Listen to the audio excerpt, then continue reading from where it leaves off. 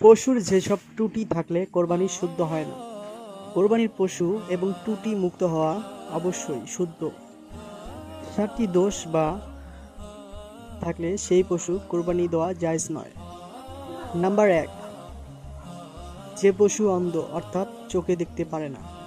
Number 2, রোগগ্রস্ত এবং স্পষ্ট রোগ আছে দেখে বোঝা যাচ্ছে।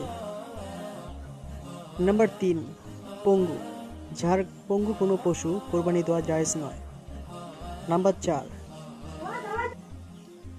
সে পশু আহত, যার কোনো অঙ্গ ভেঙে গেছে স্পষ্ট বোঝা যাচ্ছে এবং দেখা যাচ্ছে। নাম্বার 5, যে পশুর একটি দাঁতও নেই, তার দাঁতগুলো সব পড়ে গেছে, যে কারণে সে ঘাস বা কোনো কিছু চিয়াবাই খেতে পারে না।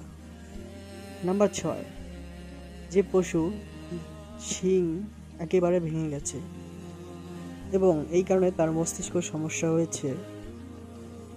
নাম্বার 7, যে পশু লেজ বা কোনো অঙ্গ কোনো কারণে কাটা হয়েছে বা গিয়েছে।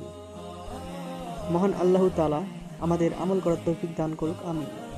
ভিডিওটি ভালো লাগলে ইসলামিক আলোর চ্যানেলটি সাবস্ক্রাইব করে আমাদের পাশেই থাকেন এবং ভিডিওটি কেমন লাগলো তা কমেন্টে জানাবেন।